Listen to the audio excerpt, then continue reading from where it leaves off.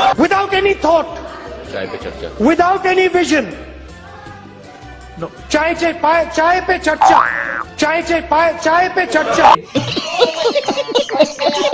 आप लोग सब कुछ जानते हो और आप लोग कभी जिंदगी में गलती नहीं करते हो। भैया मैं आरएसएस का नहीं हूं, मैं गलतियां करता हूं। मैं आपका नहीं हूं, मैं सब कुछ जानता नहीं हूं, सब कुछ समझता नहीं हूं। इसको समझने में देर लगेगी, लेकिन इसमें कोई बादाम काम नहीं आएगी।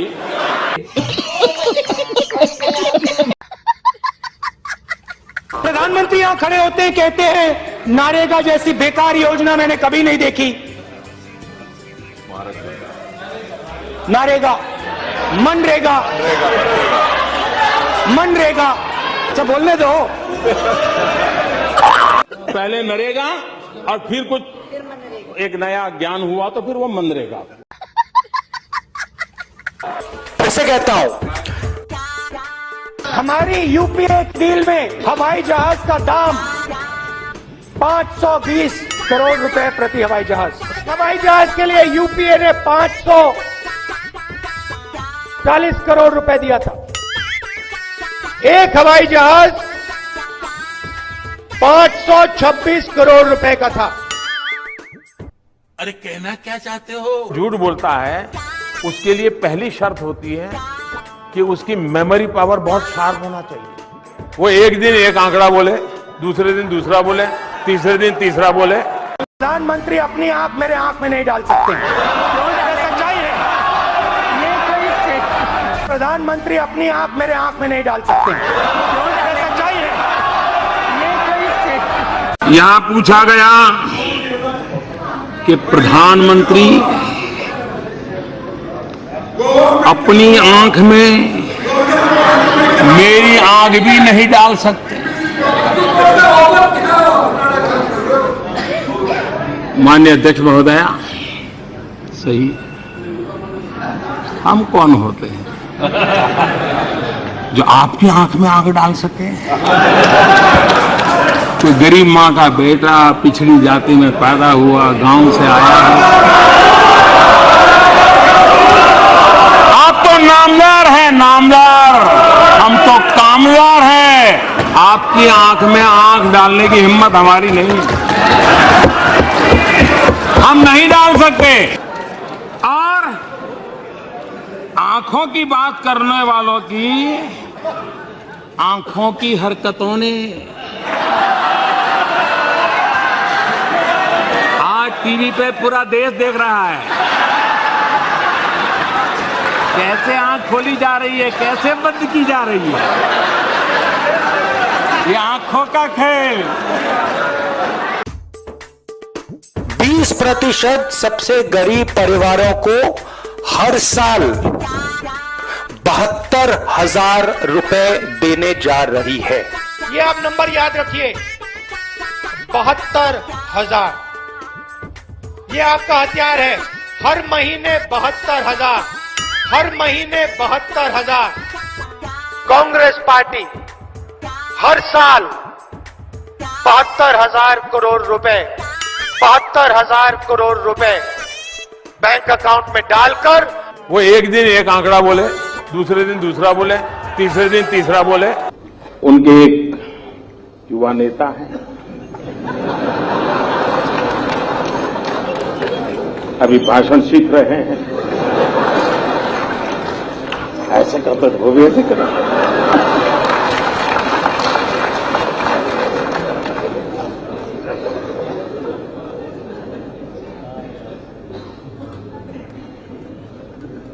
जब से उन्होंने बोलना सीखा है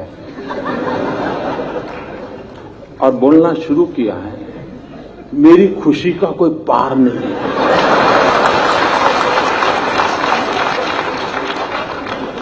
2009 में पता ही नहीं चलता था कि भाई इस पैकेट के अंदर क्या है, पता ही नहीं चलता था। अब पता चल रहा है कि भाई ये है, ये नहीं है। न बोलते तो बड़ा भूकंप आ जाता था और देश को इतना बड़ा भूकंप झेलना पड़ता ये देश 10 साल तक उभर नहीं सकता था, लेकिन अच्छा हुआ कि बोलना शुरू हो गया तो पता चल रहा है भूकंप की संभावना बची नहीं, क्योंकि देश की जनता समझ गई। नरेंद्र मोदी जी पार्लियामेंट में खड़े होने से घबराते हैं। मैं आपको बता रहा हूं, 15 मिनट मेरी वहां पे स्पीच करा दो, 15 मिनट मेरी वहां पे मोदी जी के सामने स्पीच करा दो, 15 मिनट में राफेल की बात करूंगा, नीरव मोदी की बात करूंगा, मोदी जी वहां पे खड़े नहीं रह पाएंगे। कांग्रेस अध्यक्ष जी ने हाल ही में मुझे एक चुनौती दी। उन्होंने कहा, अगर मैं संसद में 15 मिनट बोलूंगा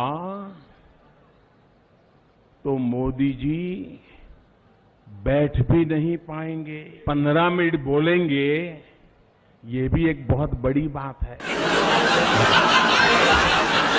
15 मिनट के भाषण के दरमियान कम से कम 5 बार श्रीमान विश्वेश्वरैया जी का नाम का उल्लेख 5 बार कर दीजिए। विश्वेश्वरैया, विश्वेश्वरैया, विश्वेश्वरैया, विश्वेश्वरैया।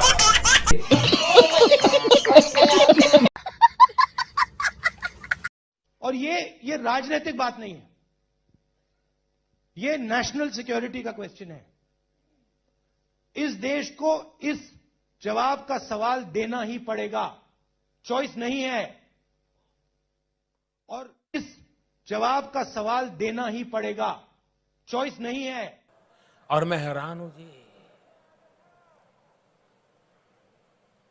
कोई सवाल का जवाब तो मैं दे सकता हूं, लेकिन जवाब का सवाल मैं कैसे दूं?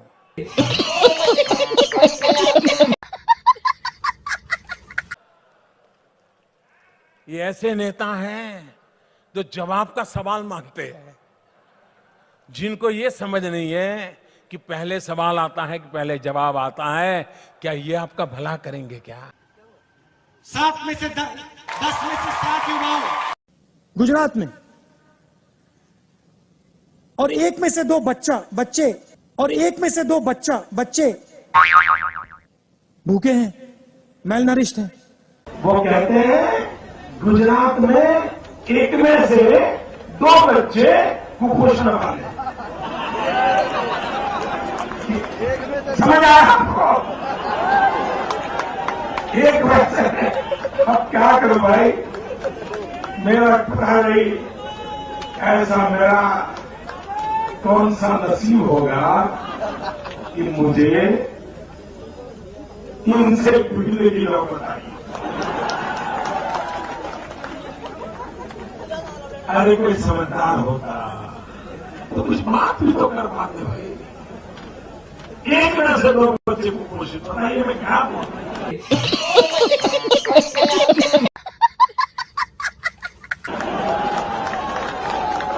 आगे बढ़ो। हमारा मुझे लगता है वो कपिल शर्मा की जो टीवी सीरियल आती है ना, अब थोड़े दिन में बंद हो जाएगी। इसी का सारा इकट्ठा करके टीवी वाले दिखा देंगे तो चुनाव की पूरी थकान उतर जाएगी। भाइयों बहनों, कांग्रेस के नामदार कंफ्यूज लीडर वो जहां जाते थे जेब में से मोबाइल फोन निकालते थे, और जहां भी जाते थे मेड इन छिंदवाड़ा मोबाइल बनेगा, मेड इन उज्जैन बनेगा, मेड इन इंदौर बनेगा। ये कहते थे कि नहीं कहते थे? भाई उनके चुनावी घोषणा पत्र में कहीं उल्लेख है क्या? ये उनका मेड इन मोबाइल का उनके घोषणा पत्र में कहीं उल्लेख है क्या? जिस पार्टी के नेता के भाषण को उसकी पार्टी सीरियस नहीं लेती है, क्या उसको सीरियस लेना चाहिए क्या? लेना चाहिए क्या?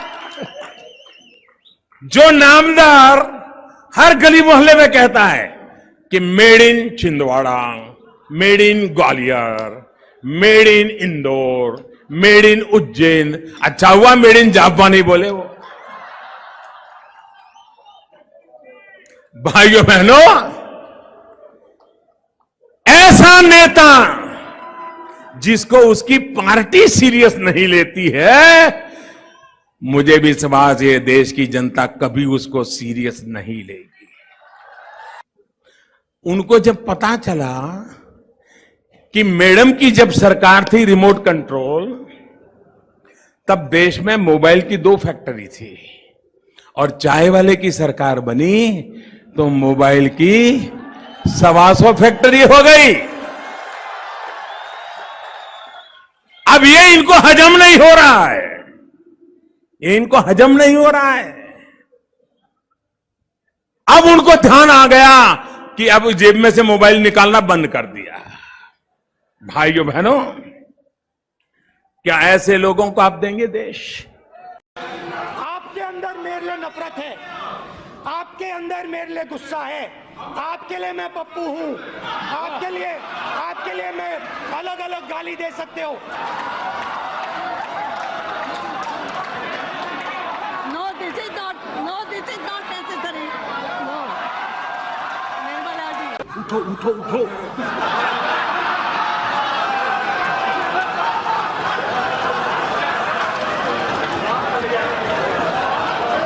लोकतंत्र में जनता पे भरोसा होना चाहिए, इतनी जल्दबाजी क्या है?